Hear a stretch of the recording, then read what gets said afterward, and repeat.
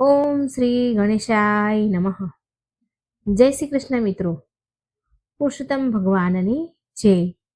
અત્યારે અધિક માસ ચાલી રહ્યો છે મિત્રો, ત્યારે આપણે સાંભળી રહ્યા છીએ પુરુષોત્તમ માસના મહાત્મ્યની કથા.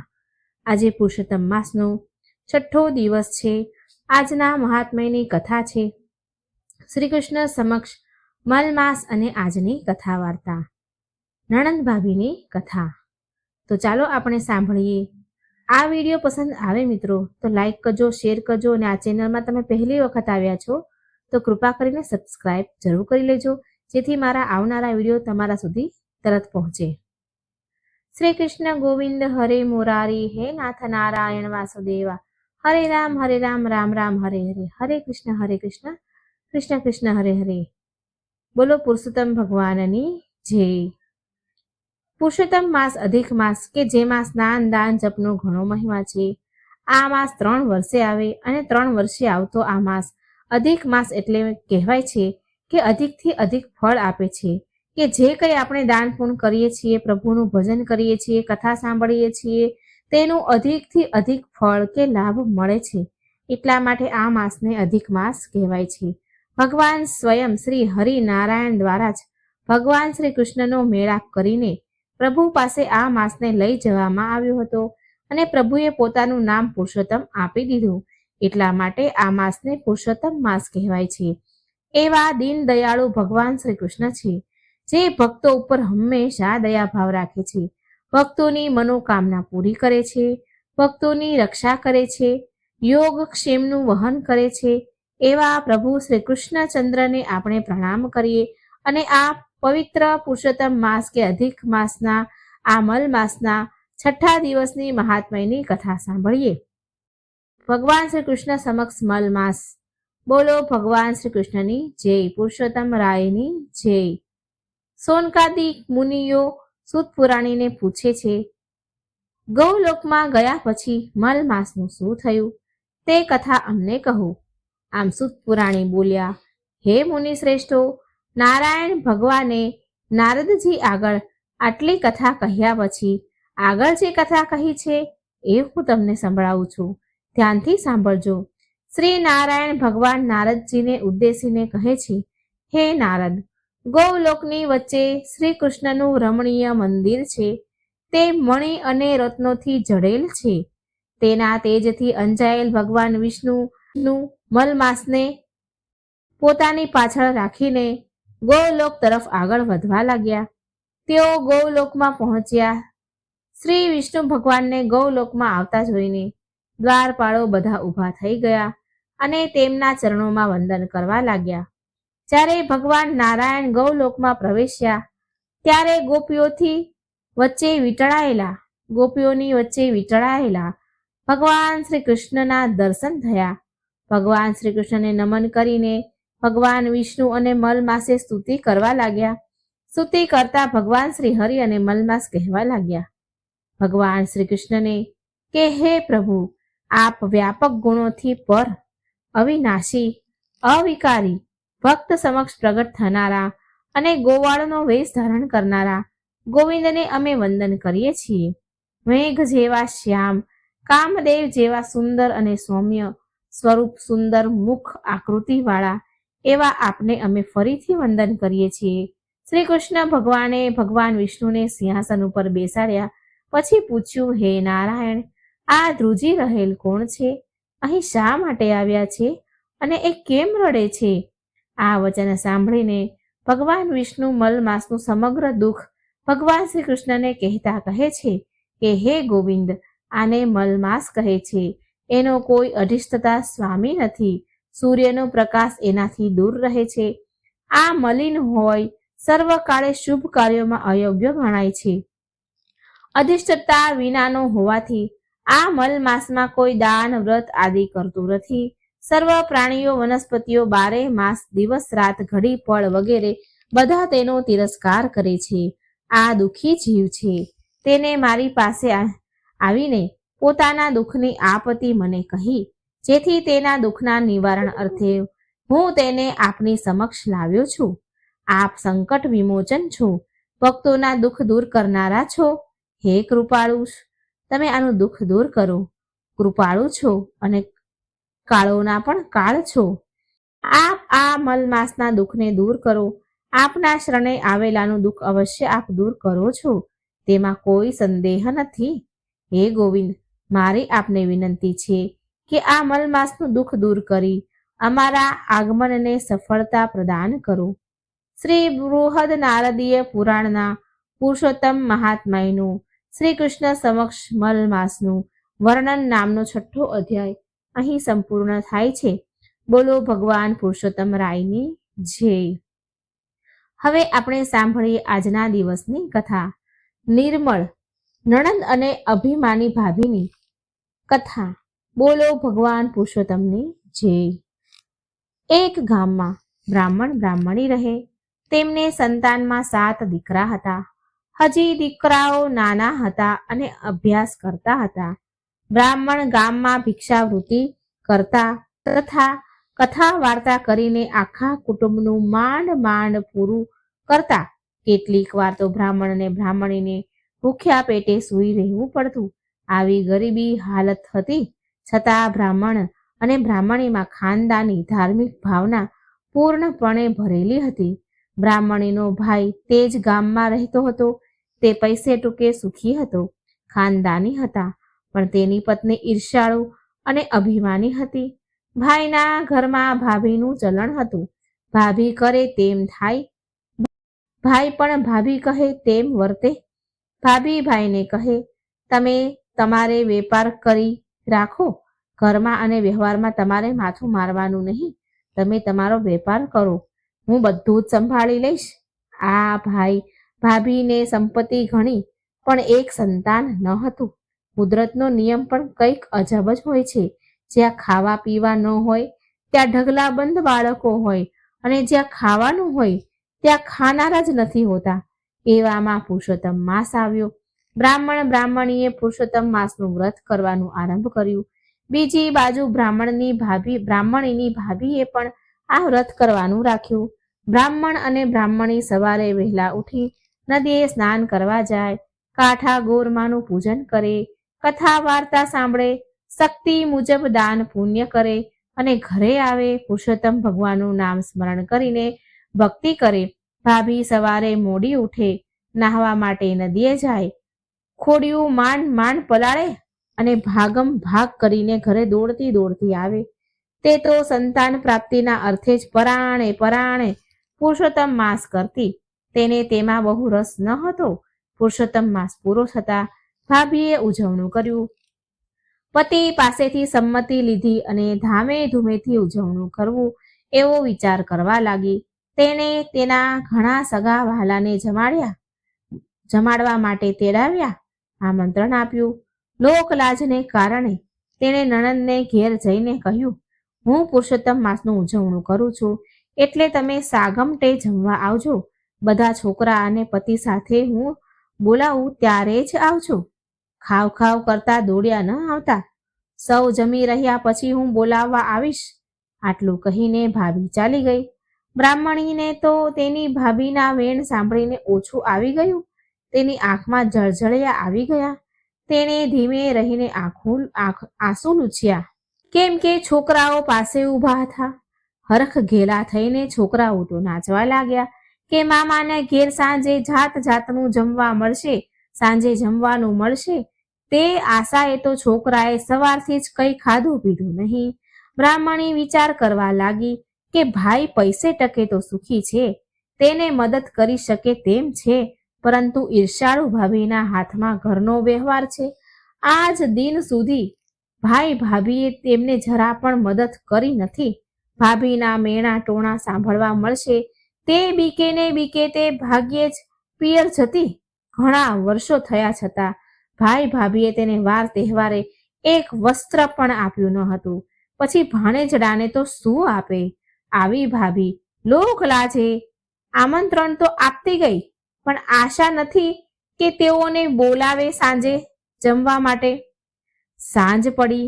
સગા વહાલાઓ બધા તૈયાર થઈને ઘરે આવ્યા જમવા માટે. જમવા જવા લાગ્યા. બ્રાહ્મણીના બાળકો પણ માને કહેવા લાગ્યા, મામા આપણે મામાના ઘેર ક્યારે જવું છે? આપણે પણ સૌ જઈ છે તો આપણે પણ જઈએ. બધા મામાના ઘરે જમી અને આનંદ કરે છે. મોડું ના કરશો માં, સવારના ભૂખ્યા છીએ અમે. સવારના ભૂખ્યા બાળકોને બ્રાહ્મણી માંડ માંડ સમજાવીને શાંત રાખતી અને પોતાના બાળકોને કહેતી, આપણે તો ઘરના માણસો કહેવાઈએ, સગા છીએ, બધા જમી લેશે પછી જ આપણે જઈશું. હમણાં તમારી મામી તમને બોલાવવા આવશે એટલે આપણે જઈશું. આમ કરતા કરતા દિવસ આથમી ગયો. બધા જમી જમીને પાછા ફરવા લાગ્યા, પણ મામાના ઘરથી કોઈ તેડવા જ ન આવ્યું. છોકરાઓ ધમ પછાડા કરતા કરતા બાપડા ભૂખ્યા સૂઈ ગયા. ત્યારે બ્રાહ્મણીનો જીવ કકડવા લાગ્યો અને મનમાં તે વિચારવા લાગી કે હું કેવી અભાગણી છું કે મારા ભાઈને ત્યાં આખું ગામ જમ્યું, જ્યારે મારા છોકરાઓ ભૂખ્યા રહ્યા. છોકરાઓ સવાર ના પૂછે છે, બિચારા ભૂખ્યા સૂઈ ગયા. મારા છોકરાઓ સવારે પૂછશે તો હું તેમને શું જવાબ આપીશ? ભૂખ્યા પેટે સૂઈ ગયેલા છોકરાઓને સવારે કંઈક ખાવાનું તો આપવું જ પડશે. માટે લાવો, ભાઈના ઘેર જાઓ અને ઘરની બહાર પતરાળા પડ્યા હશે તેમાંથી કંઈક લેતી આવું. આમ વિચારીને તે ભાઈના ઘર તરફ જવા લાગી. ભાઈના ઘેર જઈને જોયું તો ઘરમાં મંગળ ગીતો ગવાતા હતા, આનંદ મસ્તી થતી હતી, વાતો નાતો તડાકા ચાલતા હતા. બ્રાહ્મણી ધીમા પગલે પતરાળાના ઢગલા પાસે ગઈ. આત્મા તો કકળે છે, પતરાળા લેવાનું દિલ પણ નથી થતું, પણ ભૂખ્યા સૂતેલા પોતાના બાળકોને મનાવવા માટે તે આ બધું કરી રહી છે. તેણે સાડલાના છેડે થોડાક પતરાળા બાંધી લીધા અને ચૂપચાપ ત્યાંથી પાછી ફરી. બ્રાહ્મણીએ ઘેર આવીને પતરાળામાંથી બધું વધ્યું ઘટ્યું લઈને લાડવા વાળ્યા. પછી બધા પતરાળાને વાળીને ઘરની પાછળના ભાગમાં ફેંકી દીધા. તે રડતી કકડતી ભગવાનનું નામ લેતા લેતા બ્રાહ્મણી સૂઈ ગઈ. સવારે વહેલી ઉઠી અને ઘરની પાછળ નાખેલા પતરાળાને ભેગા કરીને ઉકરડે નાખી દેવાનો વિચાર કરે છે. જ્યાં પતરાળા તરફ નજર કરી તો બધાએ પતરાળા સોનાના થઈ ગયેલા હતા. બ્રાહ્મણી તો આ જોઈને ચકિત રહી ગઈ. તેણે 2 હાથ જોડીને પુરુષોત્તમ ભગવાનને નમન કર્યું. તે તરત જ તેના પતિ પાસે જઈને તેમને જગાડીને બધી વાત કરવા લાગી. બ્રાહ્મણી પુરુષોત્તમ ભગવાનની કૃપા માનીને આનંદ આવ્યો, અમને આનંદિત થયા. બ્રાહ્મણ બોલ્યા, હે ભાગ્યવાન, ભગવાન પુરુષોત્તમનું વ્રત આપણને ફળ્યું છે. તેમણે આપણી ગરીબી જોઈને આપણો ઉદ્ધાર કર્યો છે. ત્યારે બ્રાહ્મણી બોલી, નાથ, તમે આમ લાલચમાં ન પડો. આ પતરાળા આપણા નથી, મારા ભાઈના છે. જે વસ્તુ જેની હોય તેને પાછી સોંપી દેવી જોઈએ, તેમાં જ પ્રભુ રાજી રહે. બ્રાહ્મણ ગરીબ હતા પણ ધર્મના માર્ગે ચાલનાર હતા, નીતિવાન હતા. તેને પત્નીની વાત સાચી લાગી એટલે પત્નીને કહ્યું, તું આમ જ કર, તું કહે તે બરાબર છે. આપણે લાલચમાં આવીને આ પતરાળા આપણે ત્યાં ન રાખવા જોઈએ. તું આ સોનાના પતરાળા તારા ભાઈને ત્યાં આપી આવ. જો તારા ભાઈને અહીં બોલાવીને લાવ, તેમને સુપરત કરી દે. તું તારા ભાઈને બોલાવી આવ અને એને આપી દે. બ્રાહ્મણી તરત જ ભાઈના ઘેર પહોંચી. ભાઈ ભાભી હમણાં જ ઉઠ્યા હતા. બહેનને આવેલી જોઈને ભાઈ બહાર આવ્યો એટલે બહેને ધીમા સાદે કહ્યું, ભાઈ, મારે તમારું જરૂરી કામ છે એટલે મારી સાથે ઘેર ચાલો ને. નણંદનો અવાજ સાંભળીને તેની ભાભી ઘરમાંથી બહાર આવી. તેને લાગ્યું કે નણંદ તેને નોતરું નથી આપ્યું એટલે ભૂખી રાખી છે. એ એના ભાઈના કાન ભરવા માટે આવી છે. મેં મારી નણંદને બોલાવી નહીં ખાવા એટલે કામ ભંભેરણા કરવા આવી છે. આથી ઉતાવળે ભાભી બહાર આવી અને બોલી, નણંદબા, તમે ગઈકાલે રાત્રે તો બધા ભરપેટ જમી ગયા હતા ને, છતાંય અત્યારે મીઠાઈ માંગવા દોડી આવ્યા. તમને શરમ નથી આવતી? ભાભીના આવા વેણ સાંભળીને બ્રાહ્મણીની આંખમાં આંસુ આવી ગયા. ભાણેજડા ભૂખ્યા રહ્યા તે વાતનું દુઃખ તો હતું જ, અને તેમાંય ઉપરથી આવું બોલીને ભાભીએ જાણે કે ડામ દઈ દીધો. કહેવા માટે તો જીવ સળવળતી હતી, પણ વાત સાંભળીને ભાઈનું દિલ દુભાશે એમ વિચારીને તે મૌન જ રહી. ભાઈ બોલ્યો, બહેનને કાલે તમે જમવા આવ્યા? ભાઈ બોલ્યો બહેનને કે કાલે તમે જમવા આવ્યા હતા, છતાં મને મળ્યા નહીં. મારે તને વસ્ત્ર આપવાના હતા. આમ છતાં બ્રાહ્મણી કંઈ બોલી નહીં અને ભાઈને લઈને પોતાને ઘેર આવી અને સોનાના પતરાળા તેની સામે મૂકી દીધા અને કહેવા લાગી, ભાઈ, આ સોનાના પતરાળા તમારા છે, તમે લઈ જાઓ. આ પતરાળા ઉપર અમારો કોઈ અધિકાર નથી. ભાઈ તો સોનાના પતરાળા અને બહેનની વાત સાંભળીને નવાઈ પામ્યો કે આ બધું શું છે. ભાઈ બહેન સામું જોઈ રહ્યો અને બોલ્યો, બહેન, આ બધું શું છે? મને કંઈ સમજ નથી પડતી. તું મને વિગતથી સમજાવ તો કંઈક મને સમજાય. ત્યારે બ્રાહ્મણી બહેન આંસુ ભરી આંખે કહેવા લાગી, ભાઈ, હું ખોટું નહીં બોલું. મારી ભાભી મને જમવા માટે ગઈકાલે નોતરું આપવા આવી હતી અને એવું કહ્યું હતું કે હું તમને જમવા બોલાવું ત્યારે તમે આવજો. રાત પડવા છતાંય અમને કોઈ બોલાવા આવ્યું નહીં, એટલે તારા ભાણેજડા ભૂખે પેટ સૂઈ ગયા. પછી મને વિચાર આવ્યો કે સવારે છોકરાઓ મામાના ઘરનું મિષ્ટાન ખાવા માંગશે તો હું એને શું આપીશ, શું કહીશ એમને. એટલે હું મોડી રાત્રે તારા ઘરે આવી ત્યારે તમે બધા ધમાલ કરતા હતા. મારા ઉપર નજર તમારી પડી નહીં. બહાર પતરાળાનો જે ઢગલો પડ્યો હતો એમાંથી થોડાક પતરાળા હું ઘરે લઈ આવી. વધ્યા ઘટ્યા લાડવાના ભૂકામાંથી મેં લાડવા વાળ્યા અને તે પતરાળા ઘર પાછળ મેં ફેંકી દીધા. સવારે ઉઠીને મને એવું લાગ્યું કે હું આ પતરાળા કચરો ઉકરડે નાખવા જઉં તો ઉકરડે નાખવા ગઈ એટલે હું ઘરની પાછળ ગઈ ત્યારે જોયું કે પતરાળા સોનાના થઈ ગયા છે. મેં તારા બનેવીને આ બધી વાત કરી. અમે બંનેએ નક્કી કર્યું કે આ પતરાળા તારા હોવાથી તેની ઉપર તારો અધિકાર છે, જેથી હું આ બધા પતરાળા તને આપવા માટે અહીં દોડી આવી છું. તારા ઘરે દોડી આવી અને તને અહીં તેડી લાવી છું. બહેનની વાત સાંભળીને ભાઈની આંખમાં તો દડ આંસુ આવી ગયા. એ હતા દુઃખના આંસુ. ગામ તેને ત્યાં જમી ગયું, વાહ વાહ બોલાવી ગયું. જ્યારે પોતાની બહેન બનેવી અને ભાણેજડા ભૂખ્યા રહ્યા તેને પોતાની પત્ની ઉપર ઘણો તિરસ્કાર છૂટ્યો. બીજા હતા હર્ષના આંસુ. આટલું બધું વીતવા છતાં બહેન ભાઈને જણાવતી નથી અને સોનાના પતરાળા તેને આપવા તૈયાર છે. આ હતી ગરીબ બહેનની દિલદારી અને ખાનદાની. ભાઈને રડતો જોઈને બહેન તેને આશ્વાસન આપીને શાંત પાડે છે.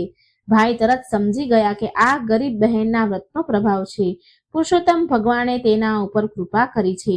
જ્યારે ભગવાને તેને આપ્યું હોય તો મારો હક ક્યાંથી ગણાય? આમ વિચારીને ભાઈ કહે છે, બહેન, હું આ લઉં તો પાપમાં પડું, માટે આ પતરાળા ઉપર બહેન તારો અધિકાર છે. આ તો પુરુષોત્તમ ભગવાનના વ્રતનું ફળ છે. આ ધનમાંથી તું પુણ્ય દાન કર, આ તારું છે, તું ભોગવ. આમ કહીને ભાઈ પોતાના ઘેર ચાલ્યો ગયો. ત્યારબાદ સમય જતા બ્રાહ્મણીએ આ પતરાળામાંના થોડું સોનું વેચીને રોકડ નાણું ભેગું કર્યું, ઘરને સરખું કર્યું, ઠીક કર્યું. બ્રાહ્મણી અને બાળકોના નવા વસ્ત્ર તૈયાર કર્યા. પછી જમણવાર ગોઠવ્યું. બ્રાહ્મણ અને બ્રાહ્મણી જાતે જઈને ઘેર ઘેર નોતરા દઈ આવ્યા. આ વાત ઉડતી ભાભીના કાને આવી. તેનું મન નારાજ થયું. તેને તેના પતિને પૂછ્યું કે મેં સાંભળ્યું છે કે તમારી બહેન જમણ કરે છે, તેણે આખા ગામને નોતરા આપ્યા છે, તે ખરી વાત છે? ત્યારે ભાઈ કહે છે તેની પત્નીને, હા ભાગ્યવાન, આ ખરી વાત છે. પુરુષોત્તમ ભગવાને તેના ઉપર કૃપા કરી છે. તે હવે ગરીબ નથી, આપણા કરતાંય વધુ ધનવાન થઈ ગઈ છે. આખા ગામને જમાડશે અને આપણે ઘેર પણ નોતરું આપવા આવશે. થોડી વાર પછી બ્રાહ્મણી બંને ભાઈ ભાભીના ઘરે નોતરું દેવા આવ્યા અને ઘરે જમવા આવવા માટે નોતરું આપ્યું અને ચોક્કસ આવવા માટે કહ્યું. નણંદના નોતરાથી ભાભીના પેટમાં તેલ રેડાયું, પણ કરે શું? ભાભીએ સમય પારખીને નણંદ અને નણંદોયાને આવકાર આપીને સારું માન આપ્યું. સાંજે જમણવાર થયો. સૌ જમવા ગયા. 32 પકવાન, 33 શાક પીરસ્યા. પુરુષોત્તમ ભગવાને રસોઈમાં એવો સ્વાદ મૂક્યો કે સૌ કોઈ આંગળા ચાટવા લાગ્યા. બધા રસોઈના ભારોભાર વખાણ કરવા લાગ્યા. છેલ્લે ભાઈ ભાભી અને પોતાના પતિ સાથે બ્રાહ્મણી જમવા બેઠી. સૌથી મોટો ભાણિયો લાડુ લઈને પીરસવા નીકળ્યો. તેણે બધાને ઘીથી લથપથતા લાડુ મૂક્યા અને મામીની થાળીમાં સોનાનો લાડુ મૂકી દીધો. સોનાના લાડુ જોઈને મામી બોલી, ભાણેજડા, આ વળી તે મને શું પીરસ્યું? સોનાના લાડુ ખવાતો હશે? ત્યારે ભાણેજ ઠાવકું મોં રાખીને બોલ્યો, મામી મામી, અમે રહ્યા ગરીબ, તમે શોભો તેવું પીરસ્યું છે. તમને શોભે એવું અમે પીરસ્યું છે, માટે પ્રેમથી જમો. તમારા ઘરે અમે જમવા આવ્યા ત્યારે તમે અમારી ઘણી સરભર કરી હતી, એવી સરભરા અમારાથી નહીં થાય. આ તો ફૂલ નહીં અને ફૂલની પાખડીના રૂપે છે. ભાણેજડાનો ટોણો મામી તરસ સમજી ગઈ. ભાણેજે ટોણો માર્યો, મેણો માર્યો એ મામી તરત સમજી ગઈ. તેને ભોઠપનો પાર ન રહ્યો. આ સાંભળીને મામીની આંખમાં આંસુ આવી ગયા. તે ઊભા થયા અને નણંદ પાસે જઈને માફી માંગવા લાગ્યા. નણંદ તો ભોળી હતી, સરળ સ્વભાવની હતી. તરત જ માફ કરી દીધી ભાભીને. આ રીતે પુરુષોત્તમ માસનું વ્રત કરવાથી ગરીબ બ્રાહ્મણનો ઉદ્ધાર થઈ ગયો અને સુખ શાંતિથી પોતાના પરિવાર સાથે તેઓ રહેવા લાગ્યા. હે ભગવાન પુરુષોત્તમ, જેવા તમે આ બ્રાહ્મણીને ફળ્યા, તેવા આપનું વ્રત કરનાર, કથા કહેનાર, સાંભળનાર સૌને ફળજો. બોલો પૂર્ણ પુરુષોત્તમ ભગવાન પુરુષોત્તમ રાયની જય. તો મિત્રો, આપણે સાંભળ્યું પુરુષોત્તમ માસના 6થા દિવસની મહાત્મય કથા અને વાર્તા. મને આશા છે તમને આ વિડીયો, આ વાર્તા કથા તમને જરૂર પસંદ આવી હશે. કોમેન્ટ બોક્સમાં જરૂર જણાવજો. હવે આપણે ભગવાનને નાની એવી પ્રાર્થના અને ભજન કરીએ. ભગવાન નારાયણ પુરુષોત્તમ એવા પ્રભુ છે કે જે ભક્તો પ્રેમથી પ્રભુને પોકારે, પ્રભુ એની વારે અવશ્ય ચડે છે, રક્ષા જરૂર કરે છે. ભગવાનને નાની એવી પ્રાર્થના કરીએ. આપણે પ્રભુ ભજન કરીએ. હે મારા વાલા, હે ભક્તવત્સલ ભગવાન, હે શ્રી કૃષ્ણ ભગવાન, સમય મારો સાધજે વાલા, કરું હું તને કાલા વાલા. અંત સમય મારો આવશે ત્યારે નહીં રહે દેવનું ભાન. એવા સમયે મુખે તુલસી દેજે, દેજે યમુનાજીના પાન. જીભલડી મારી પ્રવર્ષ બનશે, જો હારી બેસું હું હામ. એવા સમયે મારી વારે ચડજે, રાખજે તારું નામ. કંઠ રૂધાશે ને નાડ્યો તૂટશે, તૂટશે જીવન દૂર. એવા સમયે મારા અલબેલાજી કરજો બંસીનો શોર. આખલડી મારી પાવન કરજો ને દેજો એક જ લાણ.